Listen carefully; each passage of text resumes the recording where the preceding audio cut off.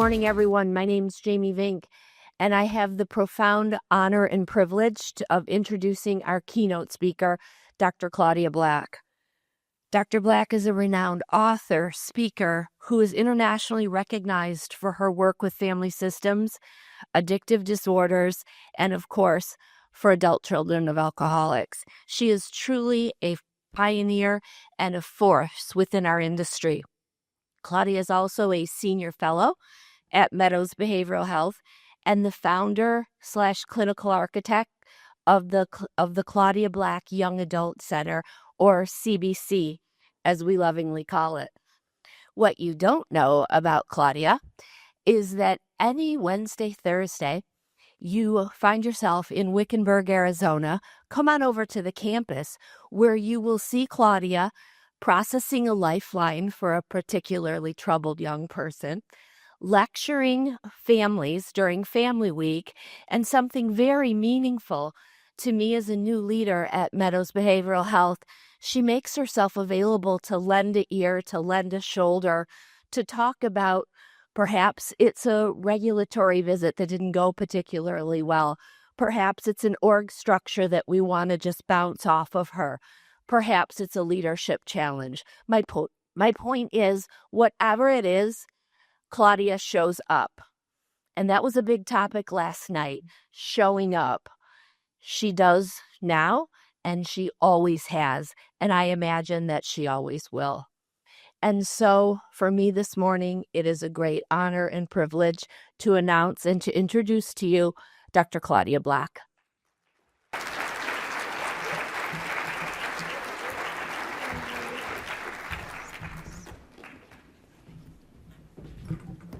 Hello, everybody.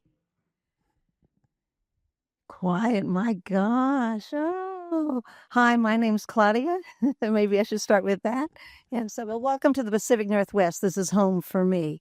I was born and raised in Washington and went to school here in the Seattle area. And I spend a lot of my adult life down in California now, in the last 30 years, more Arizona, but still have a little sweet place for myself over here on Bainbridge Island. It's a ferry boat ride across from Seattle. So if you have an extra day, take that ferry boat ride. It's a great little touristy thing to do. I want to thank NAATP again for bestowing the Michael Ford Award upon me last night. I was very touched and I'm very honored, and truly my pleasure to be here. I'm going to watch my time. We're a little bit off. I will make sure that you get your at least 30 minutes for your breaks. So I am aware of the time. As I said last night, being in this field is truly an honor for me. Always has been, continues to be, and a privilege. It's a privilege for me, and I'm going to say for I think all of us, the we, as Marvin said, to really walk the path with these incredibly courageous people that come through the doors of our various programs. As they come through the doors, many of them are screaming, they're crying, oftentimes they're crawling, many times they are being pushed through the door by somebody else. As they come through our doors, unfortunately, they often feel like there's something inherently wrong with who they are. They feel there's something defective about who they are. They often, most likely, don't even feel that they are deserving, and they certainly feel that their situation is hopeless. And yet, for so many of them, very shortly after they come into our programs, with that bravery and courage, they're willing to confront their past behaviors. Many of you have done that. As they confront their past behaviors, they also meet their fear and they meet their shame. And then they embrace the unknown. And I don't know about you, but I don't like the unknown. I like to know exactly what's going to happen and when it's going to happen. But this is what we ask of those that we work with. They're going to embrace that unknown, and they do it with just a thread, just a little sliver of hope. And it's very, very tiny. But there's a sliver that somewhere in them says that I, in fact, deserve to live my life differently. And that there's a sense of hope that they can live their life differently. And that's really a lot of what it is that we need to offer them in what I call the container that we provide for them. To give you an example of who it is that I'm talking about this morning, I want to share with you a woman that I had the opportunity to work with. She came in to see me on an outpatient setting. She's 34 years of age. She is 11 months clean and sober, and she's still living in a sober living situation. It is very typical, unless somebody's truly in a detox, for me to ask them very early on, within the first 1 or 2 sessions, if they can share with me what their growing up experiences were like. And I ask that because it usually has great relevance to what it is that's happening now in their life, and it gives me a lot of information about where some of the barriers can be for their recovery process. So Jan said to me, "Oh, Claudia, if I were to describe my growing up years, I would say that we were the late night regulars." Now, I mentioned last night that my parents owned a bar. So that phrase, late night regulars, I understood because I knew about those late night regulars because they were the people that kept my mom from coming home because she was running the tavern. But I kept my mouth shut. And she said, "We were the late night regulars at the local hospital emergency room. We were always going to the hospital emergency room." She said, "My mom, she dropped a bottle of gin on her leg and sliced her leg wide open. Off we ran. And then she'd be doing dishes and she'd be drunk. And, she'd break a dish and slice her arm wide open and off we'd go to the emergency room. And then my parents would get in these horrific fights. The time my mom, she threw a salt or pepper shaker at my dad, I don't know which, and it hit him in the forehead and it sliced his head wide open and off we went to the emergency room. I mean, we were just forever at the emergency room. And then there were those nights. She said, "Claudia, there was those nights where you really should have gone to the emergency room, but you didn't go." She said, "I'm in the back of the house." She was an only child. She said, "I'm in the back of the house on this given night. And suddenly I hear this horrific noise. I can't even describe it. It's just this loud, horrific noise. And then there was this wailing as if it was some kind of animal. And she said, "I made my way from the back of the house into the living room. And there I see my mother pitched through the plate glass window. And she's hanging on these huge shards of glass. There was blood everywhere. There was glass everywhere. And that's when I realized that noise that I'm listening to is my mother. That's my mother doing some kind of bizarre wailing." She said, "So I tried to get my mom up off the glass because I just thought she was going to slice herself in half." She's 9 years of age. She said, I couldn't do it. I didn't have the strength. So I ran back into the house. I called my dad. He happens to answer the phone at work, and he's having to scream over this horrible noise that my mother's making. And he just screams, "I have to get her back into the house." So I throw the phone down. I race back outside, and I get back down on my hands and knees. And as I said, I'm crying, I'm bleeding. I have glass in me. She's just, bleeding even more. And she said, "I don't know where I found the strength, but somehow I got her up and off that glass and into the house." Well, we know where she got that strength. That was all adrenaline. So, end of story. Now, if you're not doing the kind of work that we do, and if you don't come from some of the histories that we come from, you very likely will say, "Well, then what happened?" But we know what happened. Nothing happens. I mean, this is just Tuesday night in this little 9-year-old girl's life. I suppose it could be Wednesday night, and the truth is it could be Thursday night. It is simply another night in Jan's life, and nothing in particular is going to happen. Well, 2 or 3 years will pass, and Jan's almost 12 years of age, and her mom dies from an esophageal varices. And life is more stable for these next few years as she lives with her single-parent addicted father, because she represents 20% of children raised in homes where there are substance use disorders. Both parents will be addicted. But life is more stable for her with her single-parent addicted father because mom, as women do, will move through the progression more quickly of their disease. Women will get sick earlier in their disease than men, and they will more apt to die earlier in their disease. Well, as I say, she'll spend the next 6 years living with her substance-abusing father. By the time she leaves home at the age of 18 and enters a college setting, what we have is a cocaine-abusing alcoholic. We have a young woman who's actively bulimic and a young woman who's very sexually promiscuous. She manages to make it into 3 years of school, 3 years of college. But at that point, she's going in and out of psychiatric hospitals, typically for various suicide attempts. It's in her very last hospital, and by then she's in her late 20s, a very wise physician says to her, Jan, you have a lot of different addictions going on. And he said, we're going to see that you're treated for your various addictions. But you've also had a lot of trauma in your life. You've had a lot of trauma in the context of your addictions, and you had a lot of trauma that preceded your addictions. And we're going to see that you're treated for that as well. And that's actually when I got the referral for her. Well, we know that trauma underlies so many of the various different addictions, substance use disorders, and the process addictions. And yet, irrespective of the underlying dynamics that can fuel somebody's addiction, once they cross that line into addictive behavior and addictive thinking, then the addiction becomes its own primary issue and does need to be addressed as a primary issue. And yet we cannot ignore the trauma and the traumatic stress that they have carried for themselves for so many years, because that is why so many clients are treatment resistant and they never get to us. That is why we see the AMAs. It's often why we see the AMAs that we see. It is certainly why many people will relapse, and it's certainly why a lot of people will die in their relapse. Traumatic stress is what keeps them in the fight, flight, and freeze response. So for a few minutes here, I'm going to talk about trauma, and then I'm going to talk about the kinds of trauma that I see to be most prevalent for the client that we work with. And then I'm going to talk about the ways in which we can address that in the context of working in primary addiction treatment.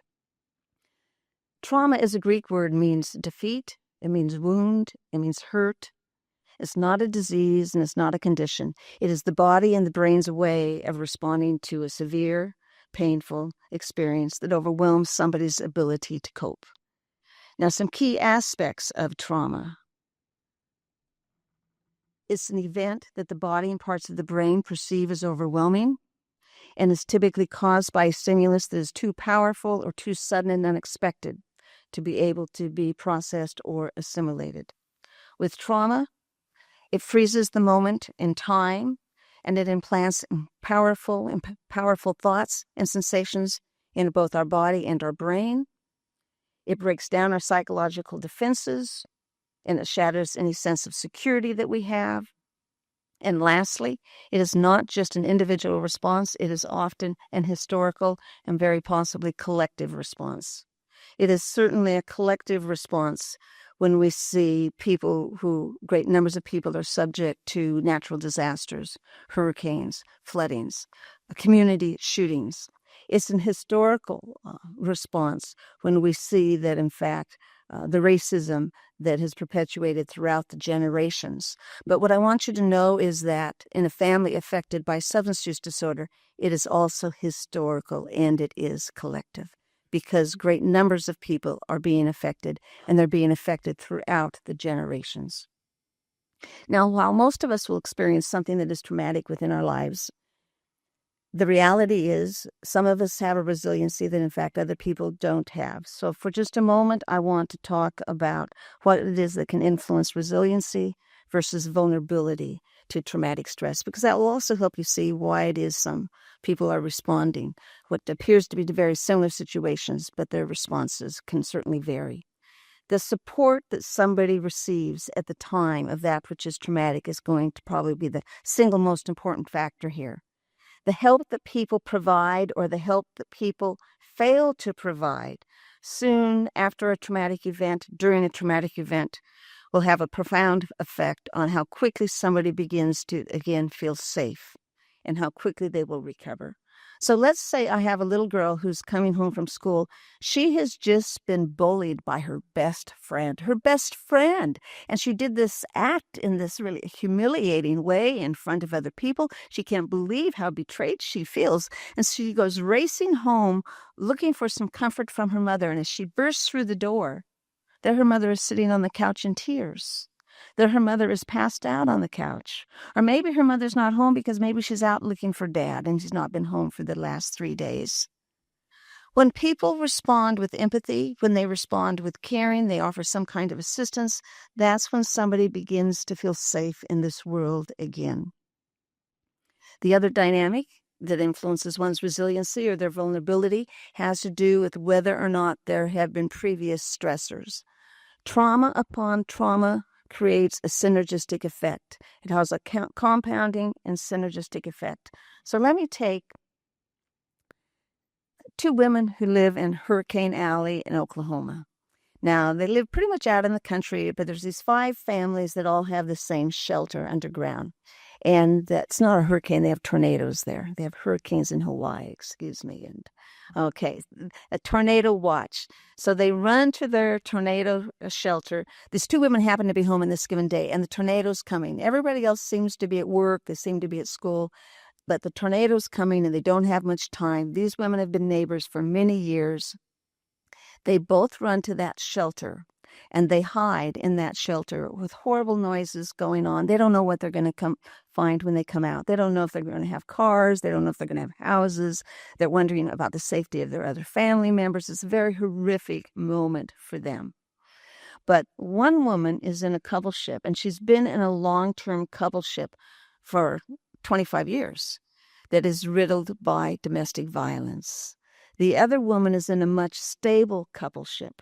I can absolutely guarantee you the woman that is in the relationship where there is domestic violence is going to be much more traumatized by the experience of this tornado than the woman who is not. The other significant factor has to do with the age somebody is at the time of the stressor. We know that children are far more impacted because the body and the brain is still being formed. So if they're experiencing traumatic stress in their growing up years, they will be more impacted than somebody of an adult age. And that is because, one, as I said, the body and the brain is still being formed. They are also less likely to have the opportunity to develop what we think of as an internal boundary. An internal boundary means understanding who is responsible for what. I, as the child, haven't had the opportunity to learn that yet. So I take responsibility for everything that I'm experiencing happening to me. Nor do they have the ability yet to see options that could be available so they don't have problem-solving skills at the time of this particular stress. And they haven't yet learned the coping mechanisms wherein they know how to take care of themselves in the face of something that is traumatic for them. There is a line from the National Children's Defense Fund, and it says, "Dear Lord, be good to me, because you see, the sea is so very, very wide, and my boat is so very small." The sea is so very wide, but my boat is so very small.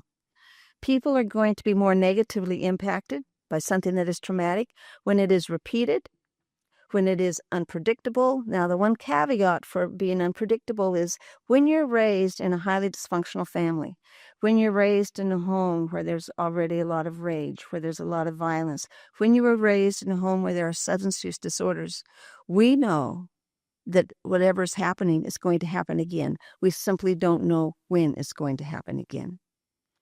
And as I already said, it's more traumatic when it's undergone in one's childhood experiences. And it's particularly traumatic when that which is traumatic is perpetrated by a caregiver, somebody who's supposed to be caring and loving towards me. Now, while the layperson often thinks of trauma as that acute situation, again, the community shooting, maybe a car accident, a house burns down, maybe it's a natural disaster. The reality for the majority of people we work with is that their hurricane, their tornado, their fire, and their flood exists within their family system. And we have learned over the course of years, as we've taken a look at trauma, that at times of trauma, people run. And when we first began to talk about trauma publicly, you would see pictures of traumatic events where people are running from that which is so traumatic. But in time, we realized they weren't just running from, that they're also running towards. So where were they running to? They were running towards safety. And for the majority of them, that would mean they were running towards home. So I think the obvious question is, where do you go when that which is not safe? Where do you go when the home isn't the safe place for you to flee to? When it is not physically and psychologically safe to be who you are, to own your own truth, to say what it is you see and how it is you feel, then that is when you move into those trauma responses of the fight, the flight, and the freeze. And we know today that the body does not have the ability to distinguish the difference between an emotional emergency and physical danger. It doesn't have the ability to distinguish the difference. And at times of emotional danger, I will respond with the flight and the fight response. What happens is I have stress chemicals that course throughout my body, and I look like an adult, but I feel like a helpless child on the inside. What happens for us is, well, I'm going to get to that in just a second. What I want to say is the best defense against a well-regulated nervous system, the best defense against the traumatic stress, is going to be a well-regulated nervous system. A well-regulated nervous system is going to give you the ability to stay calm in the midst of that which is stressful, in the midst of that which could be traumatic. It's going to help you stay calm enough to keep your prefrontal cortex online, where you can engage in some kind of healthy problem solving and self-care. Now, most of you at this point in our careers have seen what is referred to as the window of tolerance, or the optimal arousal zone. And when people stay within that frame of that window of tolerance, that is when they can keep their cognitive functioning, as we say, online. But this is the client that we work with. They come in with this, and unless we're willing to address in some form that which has been traumatic, the traumatic stress that they're holding, they will keep this and walk out of our programs with this, unfortunately, intact here. What we know is that when overwhelmed by a threat and not able to successfully defend yourself, we become stuck in this survival mode, and that continual state of hyper or hypoarousal over time begins to form those symptoms of trauma here. Now, I want to reinforce that while so many of our clients come into our treatment program in a fight, flight, or freeze, that a freeze state is, for so many people who come from the kind of families we come from, is a wonderful survival mechanism. When your father is 2 feet away from you, he's got his face almost pressed up against your face. His face is contorted, it's red, he's spewing, he's telling you how stupid you are.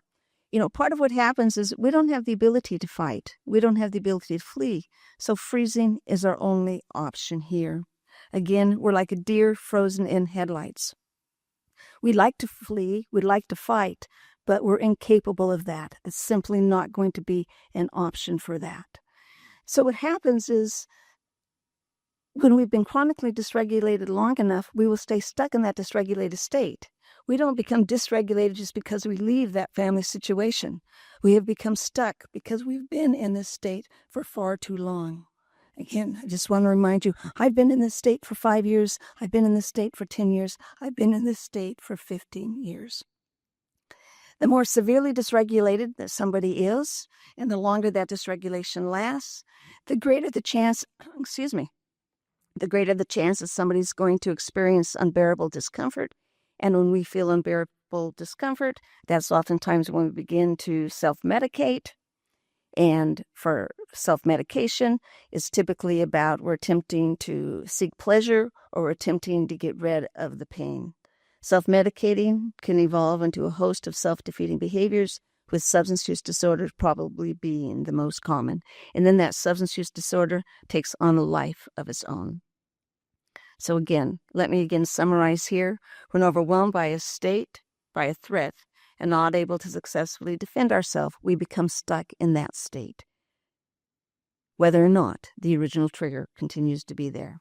Trauma responses are very often what we're seeing when we are confronted with somebody's substance use disorder, process addictions, relationship conflicts, repetitive hurtful relationships, anxiety, and depression here. Now, the trauma that occurs in family situations can be very blatant, very acute in the moment, but it's also oftentimes much more subtle and certainly much more chronic. Blatant forms of trauma in the families that we work with usually have to do with physical abuse, some form of physical abuse. Now, physical abuse is the pushing and the shoving and the kicking and the pinching and the slamming somebody up against the wall until their teeth rattle. It can be terrorizing car rides.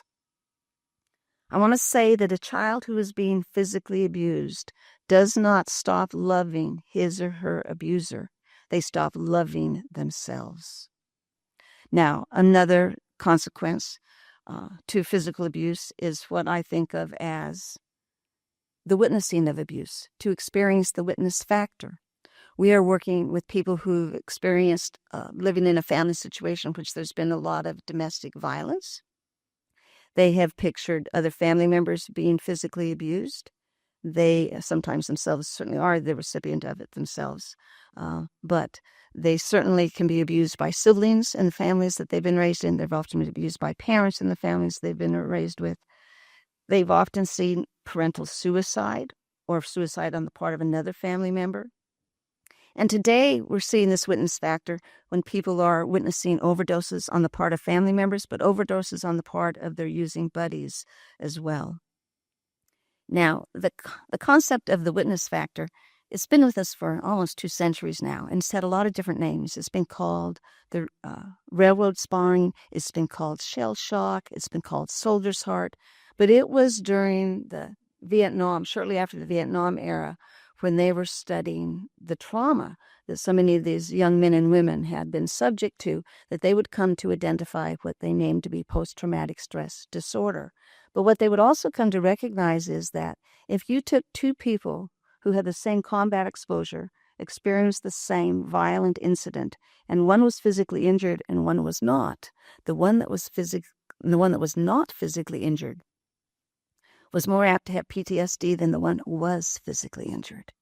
That's really important for us to hear, because I think we get real focused on the person who was physically injured, and we really dismiss and minimize and rationalize the impact that it has on those that have been witness to such. I also want to say this gets even more complicated if this is a client who comes from a community of violence. So you may come from a family in which there has been violence, but you may also come from a community in which there is violence. I mean, we have a lot of people that we work with who listen to gunshots, maybe every night, certainly at various times throughout the week, and they wonder if the bullets coming through their window or their window shield in their car. They wonder if they're going to get hit, if their family members are going to get hit, and that's simply a way of life for a lot of people. The other trauma that we see is sexual abuse. Now, it's estimated that 1 out of every 4 females today under the age of 18 will be sexually abused, and 1 out of every 6 to 8 males will be sexually abused by somebody either within their home and or somebody outside of their home. What is also true is if we're working with somebody into adult age, there's oftentimes been more than one offender, and the abuse is not a one-time only incident. It's usually occurring over time. When there's substance use disorder within the family, the likelihood of sexual abuse occurring substantially increases. Again, maybe within the family system, but oftentimes by people outside of that family system. Children of addiction are at least 4 times more likely to be sexually abused for the variety of reasons. One is they're often kids starving for attention, and the person who is the offender will groom a child into the guise of friendship, and these kids are starving for friendship. These are children who are less apt to speak up for the fear of not being believed. They're already in a family where the truth is not supported. These are children who are already learning how to give other people the benefit of the doubt and discounting their own perceptions by the time they're 9 years old. They don't know what they feel by the time they're 9 years of age. That's where their denial system comes into place. And if feelings are cues and signals to tell us what it is we need, I need to know my feelings because that prompts me to take action for what it is I need right now. And what I need is I need help. I need somebody to help me with this situation. They're already confused about what constitutes appropriate boundaries. Again, who is responsible for what? And they're already taking on a shame-based belief that there's something wrong with them. They're already taking on toxic shame that who they are is not good enough and that they lack value. So when something like sexual abuse happens to somebody and they already have existing shame, shame upon shame fuels greater powerlessness in their life. Jan was raised with 2 addictive parents. They were both drug addicts. And she said, I have literally no childhood memories that didn't involve raging, yelling, screaming. We were always afraid that my dad was going to end up killing my mom. She said, by the time I was 4, he was sexually abusing me. And by the time I was 9, he was trading me to his druggie friends for his drugs. And then you have those covert forms of sexual abuse that are so prevalent for the client that we worked with. Just the other day in group, it was probably about 2 weeks ago, I'm working with a 23-year-old young man addicted to substances. When his parents were 12, they divorced, and he didn't see his dad after that. And he lived with his mother, who was addicted to a myriad of different drugs. And he said, that was the beginning of all these different men in our home. And he said, my mom and these men, one at a time, but he said they did all these sexual things just in front of me. It didn't matter. It didn't matter if it was in the bedroom, if it was in the living room. I mean, they had just no sense of, the fact that I was there and I was witnessing all of this. They would make suggestive comments to me about my own sexuality. There were sexual toys laying around all the time. Again, a sexual shame from which we somehow expect this isn't going to have some relevance to their sense of worth in terms of deserving of their recovery process. Now, irrespective of family history, when people are addicted, the likelihood of being sexually abused substantially increases. With women, I have to tell you, I take the stance that I'm more apt to want to look to rule it out versus rule it in. It's almost much more of an assumption that, of course, they've experienced sexual assault in the context of their substance use disorder. And I'm almost at the point that I'm going to say that's true for the men as well. I'm not, again, I was sitting in a group just, recently, and it's really common at CBC that at least 50% of our young men have been sexually abused. At least 50% of our addicts have been sexually abused. And the most wonderful part about this work is creating the safety that these young men and women can talk about it within the confines of a gender-specific program here. What we see is women so oftentimes drugged. Many times they don't even remember. Maybe they were unconscious. Maybe they were just simply too under the influence to remember clearly what happened. Oftentimes they just simply wake up to the remnants of having been sexually assaulted. They wake up to the social media posting various acts of sexual assault.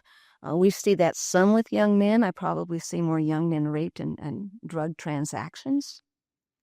Again, we cannot ignore this in terms of its relevance to recovery, because everything I've described so far, be it the physical abuse, the witnessing of abuse, and the sexual assault, it fuels a self-loathing.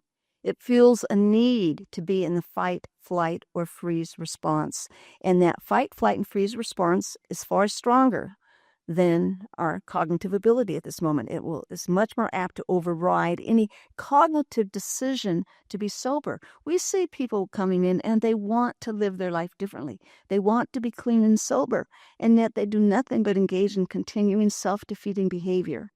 And so really a part of what I'm saying today is that self-defeating behavior is because of this incredible self-loathing that is often a trauma response. Now, another trauma that we see that we didn't talk about that many years ago, but it's because I think our population is getting younger, the population that's coming into treatment, and that is bullying. Bullying is not just a traumatic social event that occurs amongst peers in a school setting. For so many of the people that are raised with addiction, substance use disorder in particular, the bullying begins at home. It doesn't begin at school. The bullying begins at home. And then if it begins at home, you're set up to be more apt to be victimized in a school setting. There was also then a time where the bullying in schools, they took place in the hallways, and it took place in the bathrooms and in the parking lots or in the playgrounds, and it was horrific for anybody to be bullied. But when you got home, the bullying was over. Well, today, with the advent of the internet, the bullying does not stop. In fact, when you get home, it isn't the 1, 2, 5, 10 people that were bullying you at school. It can now be hundreds of people, not just within your school system or just your community or just your state, but worldwide, denigrating you, harassing you, telling you that you need to die, that nobody likes you, you're never going to have any friends, you're fat, you're ugly. And these are kids who take on that shame and they tell no one. It is very rare for children to be telling adults that this is what's happening for them. And again, I think that we need to particularly pay attention to this as our clients that are coming into the clients that are coming in today are younger than what they used to be. And many times today, they are what we refer to as digital natives. They have grown up with technology and the internet, and they are going to be more likely to be subject to this cyberbullying. And then I want to speak to grief and loss. And I want to remind you what Marv said a few minutes ago. 800 people a day are losing their lives, predominantly to overdose. And I don't think we've paid enough attention to that as we work with both the addicted person and the family members here. I think that it's not just a grief process that they're experiencing. I also think that it is a traumatic process here. Now, we've always seen premature death with families with a substance use disorder due to car accidents, due to fires in the home, due to health issues, and due to suicides. But it is certainly escalated because of the overdose with opiates.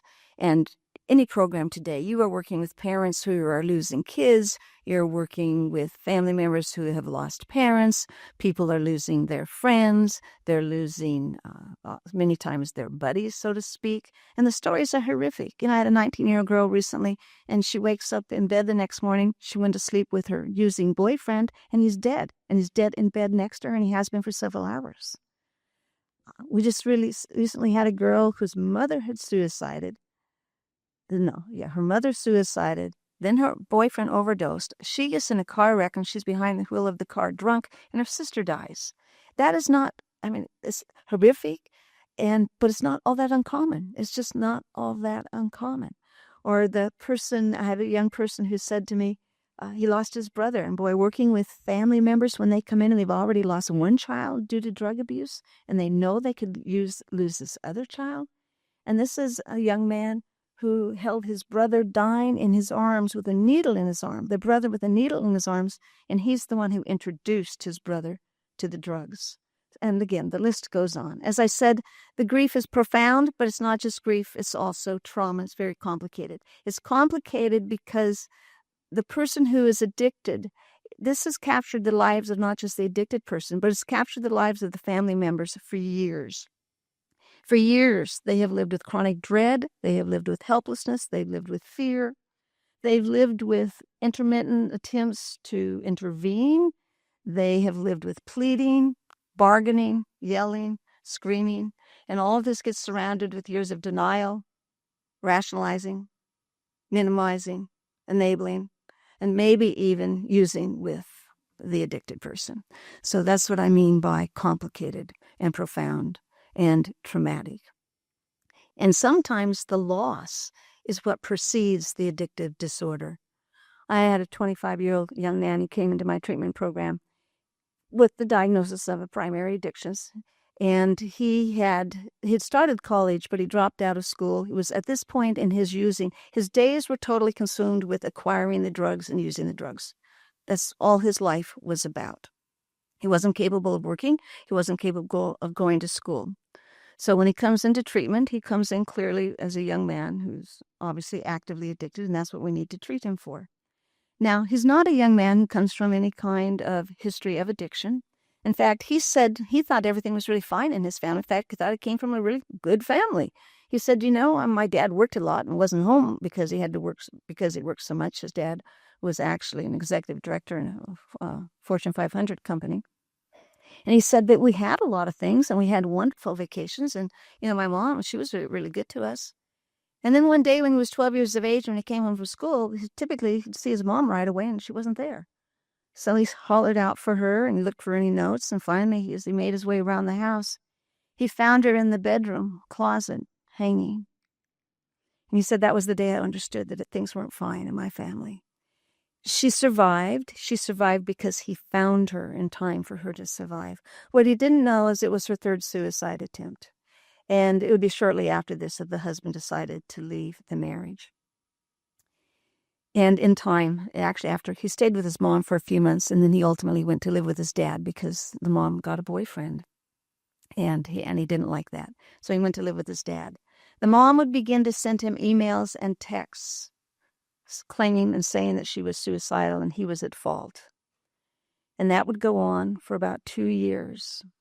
And then one day she sent him a text and again told him that he was at fault for her not wanting to live.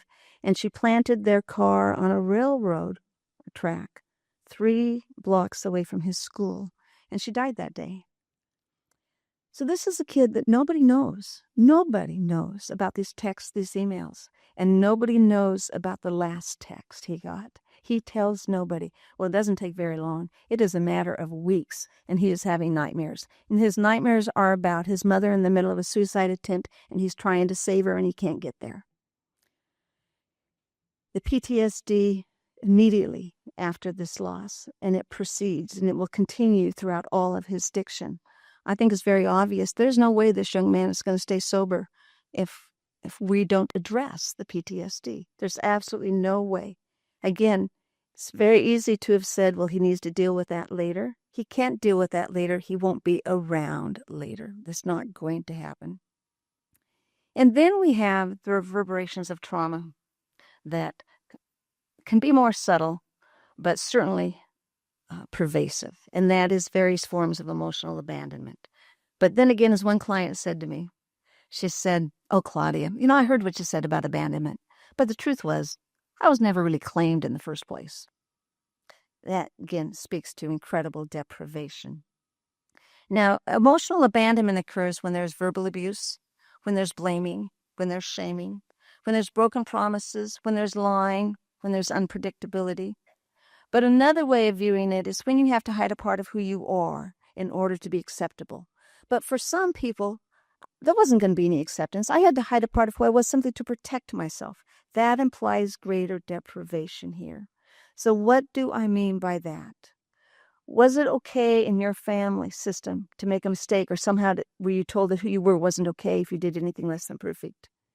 Our feelings and the wide range of feelings that we have as humans, were they okay, or were there only 1 or 2 feelings that are okay in this family? Were your needs valued, or did other people's needs become so much more important than your own that today you wouldn't know a need if it hit you in the face? And again, is it okay in this family to have accomplishments or successes? Because sometimes when people get clean and sober, the family feels as if they're betraying them. Who do you think you are that you're not going to go out and get loaded with us tonight? Sometimes you see that with education. Who do you think you are? Miss Smarty Pants, you're going to go off and go to college. Think you're better than us? You think you're better than us that you can't smoke with me tonight? Huh? What's this all about? Other forms of abandonment are when you cannot live up to the expectations because those expectations are unrealistic. To expect that 6-year-old to behave and take care of things as if they were a young adult. To expect that of a 12-year-old. When somebody is disappointed with you, and rather than speak to what it is you did or did not do, they attack your worth, your value. When another wants you to be an extension of their dreams. When another's not willing to take responsibility for their behavior, but they blame you for their behavior. When parents' esteem is predominantly, the word predominantly needs to be there, is derived through child's behavior. When children are treated as peers, without a parent-child distinction. I've always said the parents need to be that child's best parent, not their best friend. And highly perfectionistic and controlling parents creates abandonment. And I take perfectionism really seriously, and I didn't go through a treatment process, but I would have got the perfectionist card too. I take perfectionism seriously because I see so many young adults who have that co-occurring disorder of depression and substance use disorder. And so much of their depression is about, in an attempt to be perfect, they push and excel to be the best with fear and shame nipping at the seat of their pants. No matter what they do, it's not good enough. And when you live like that, week after week, month after month, year after year, what that translates into is who I am is not good enough. And they get tired of trying. I see a lot of suicidality directly connected to perfectionism, so I take it very seriously. I also certainly see abandonment when people are not accepted for who they are in their sexual orientation or gender identity. And probably up until somewhat recently, I think we thought of our communities as being much more inclusive than what they've ever been.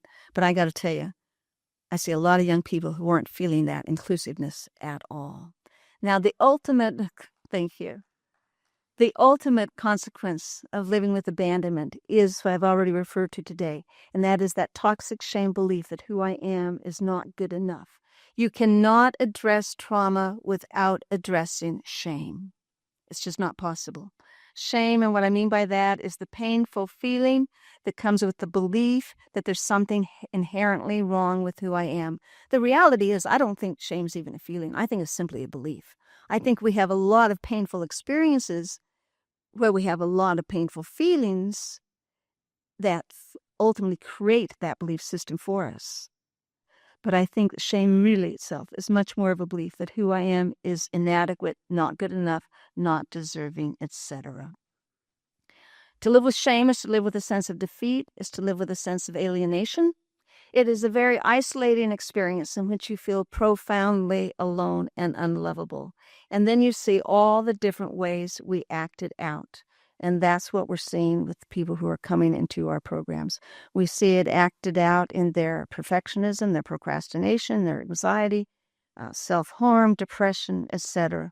And certainly their substance use disorder. Said so well by a young man many, many years ago, but he said it so well, I've repeated often. He said, I was 11 when I took my first drink. I hated the taste, but I felt the glow. I had a hole in my gut that was so big, and alcohol and drugs were the only thing that would fill it up. And I drank and I used to get absolutely blithering numb. Well, some of you have been around as long as I have, and maybe a few of you even longer than me. When I first came into the field, and some of you know this, but others of you may not, but when I first came into the field, you might work with alcoholics and or you might work with drug addicts, but heaven help, you never brought them together. It was as if they would contaminate each other in some kind of horrible way. I mean, we didn't even have them in the same facility. They had to be totally housed in different places. It was just, as if they had nothing in common. When I came into the field, if a client had a mental health issue, if they had anxieties, various forms of anxieties and depression, we assumed that if they would just be good enough to stay clean and sober for a year or two, that it would just disappear. And or if we were smart enough to say, okay, I do think there is this other dynamic going on, but they'll need to stay clean and sober a year or two before they address it because they won't be stable enough to address it. And I can guarantee you those are a lot of the people that are dying in their relapse. We misdiagnosed people who were addicted to prescription pills, and then we sent them to psychiatric hospitals. And they were drug addicts, and we sent them to psychiatric hospitals where they would be treated for their psychiatric condition that they didn't have. And if we saw family members, it would typically be a spouse, and I deliberately say spouse, not partner, because we saw the whole world through a heterosexual lens back then. So if we had a family program, we would take that spouse and we would put typically her, because we predominantly saw more men in treatment at that point than women. We would put her in a couples group, see her once a week with her spouse, and we probably showed them a film. And then, as I said last night, I was told my work was a fad, that it wouldn't last, that it didn't have any inherent value. And the women who were speaking up on the other behalf of women who were addicted to substances, they were told that that was a fad. Well, the wonderful part about our field is we learn. We learn, we grow, and we expand, and we shift our treatment protocols to allow our industry not to just survive, but in essence to thrive. And as a consequence of that, today hundreds of thousands of people are experiencing recovery. And certainly we have major challenges, and I totally here, I believe it may have been Carl or it may have been Rob, but our biggest challenges in our field in all the years I've been in it typically are financial challenges. And managed care was just absolutely horrific. The pandemic was horrific. What's happening today with Medicaid is absolutely horrific. But as I have historically witnessed those kinds of challenges in our field, what I've also witnessed is that as an industry, we have kept our eye on the ball. And what I mean by that is we have continued to ask, and this is what we will need to continue to ask, how do we do quality treatment and continue to be true to our mission, knowing that that's what we're going to be able to answer for ourselves. And in that, we have continued to expand and we've continued to shift to provide the best we can as we continue to learn about substance use disorders and recovery. I have no doubt that integrating various aspects of trauma treatment into our continuum of care, and again, that language was used because that's part of the core values of the members of NAATP, that as we integrate forms of trauma treatment into continuums of care, because long-term recovery can only be sustained when we offer that continuum of care. We are going to see fewer treatment-resistant clients, people AMAing. We're going to see less relapse, and we're going to see fewer people dying in their relapse. I believe that recovery occurs when you gain the freedom to know, what you think and feel, and to be able to take action. To be able to take action without becoming overwhelmed, reactive, ashamed, and collapsed. Those are all trauma responses that fuel the indescribable craving to use. And our mission is to help that struggling person find their recovery path. And it begins by helping them to be able to build internal sources that are absolute internal resources that are necessary for them to deal with the sensations and the emotions that the body and the brain are carrying due to the dysregulation that they have carried on for 10, 20, 30, 40, maybe even 50 years. And that begins with, and we're already doing it. I think we've organically done it in our program. But that begins by incorporating tools and resources for emotional regulation. Now, emotional regulation tools, I'm going to talk here about what I call layers of healing, that I do think that many of us are beginning to bring into our programs, some more so than others, and others of you, I think, will, because you're going to see the need to do this. So I think we need to bring in what I call grounding techniques, mindfulness techniques that give people the ability in which to emotionally self-regulate.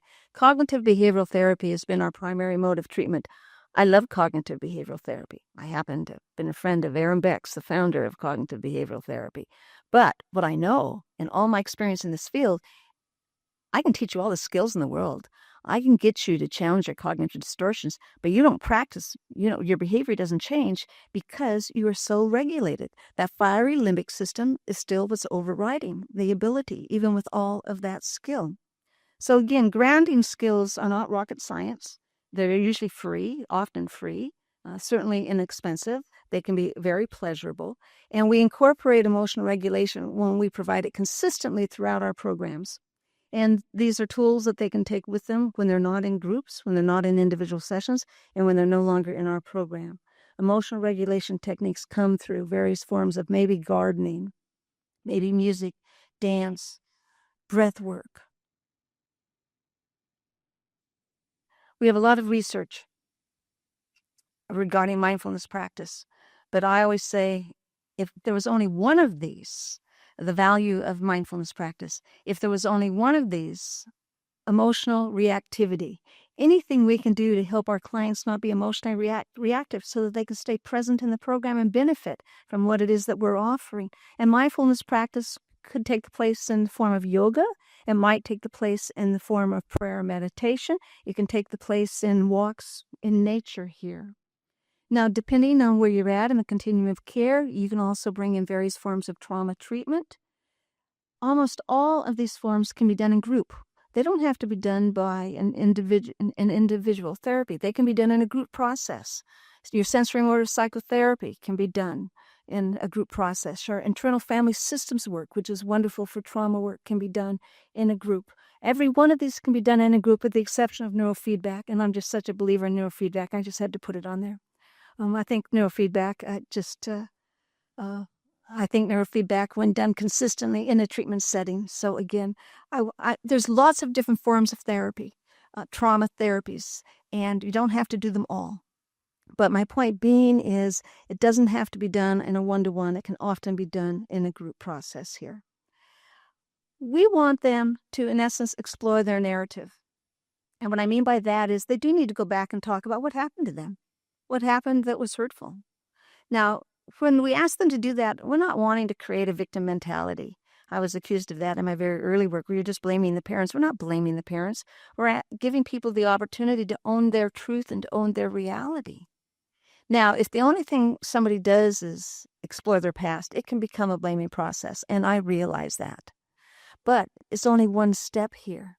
What going back and talking about your past is about, it is about undoing a denial process.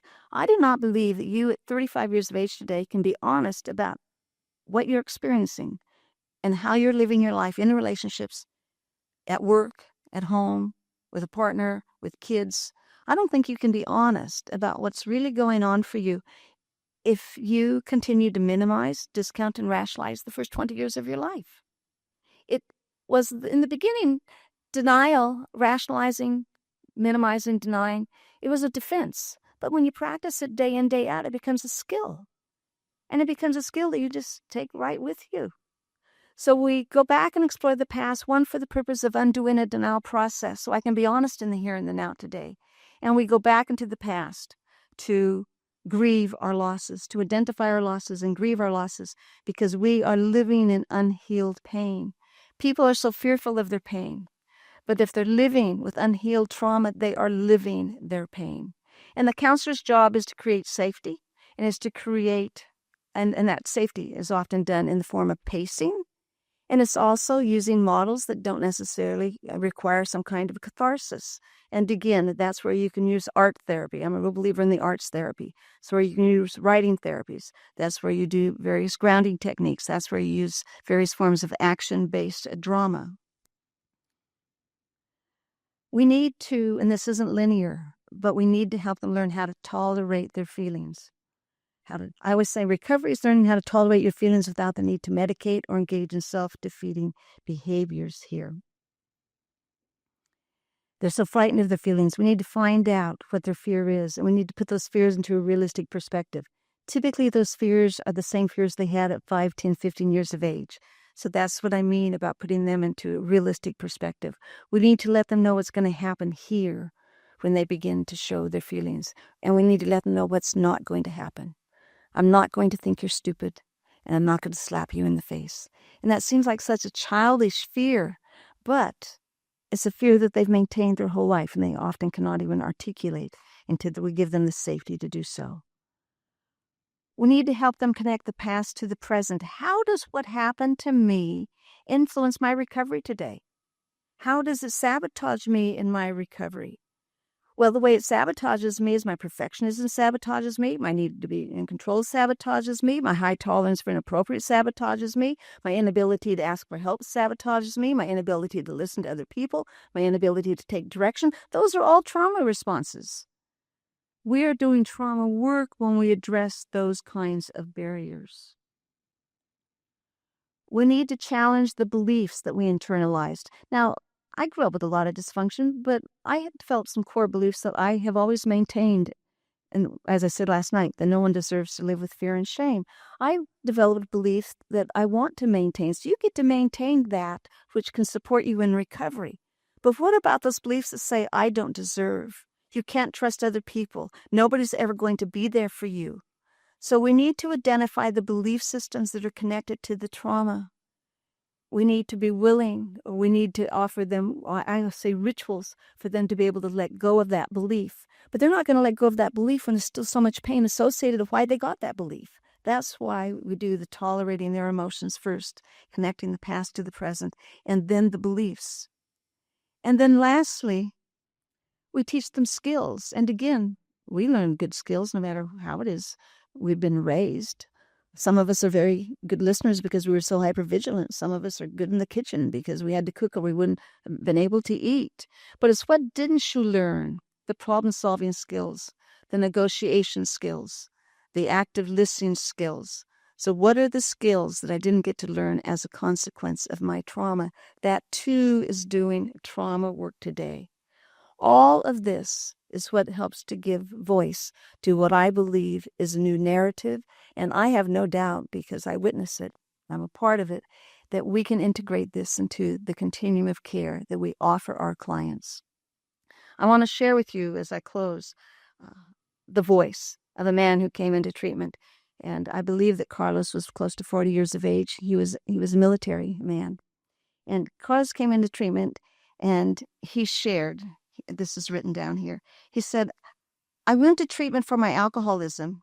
It was that or it was going to be suicide for me, and I already had my plan. I didn't know why they wanted to talk about my childhood because it had nothing to do with my alcoholism.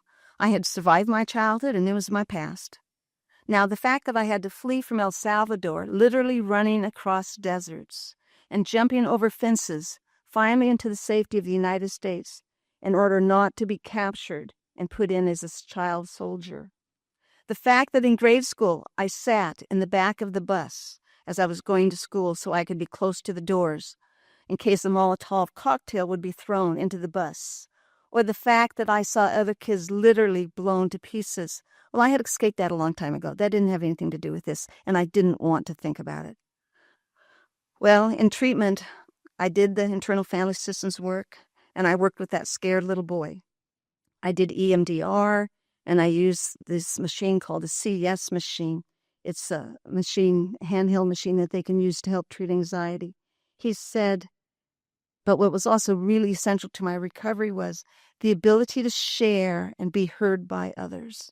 The ability to share and be heard by others. They didn't see me as that monster that I knew I had become, and that would make all the difference in the world. And I want to reiterate that because I think that's a core value. I think that's the strength of our field, is that we've recognized from the start the need for community, and we will need to continue to offer services that provide that community. He said, as a consequence of all of this, today I don't see that monster in me.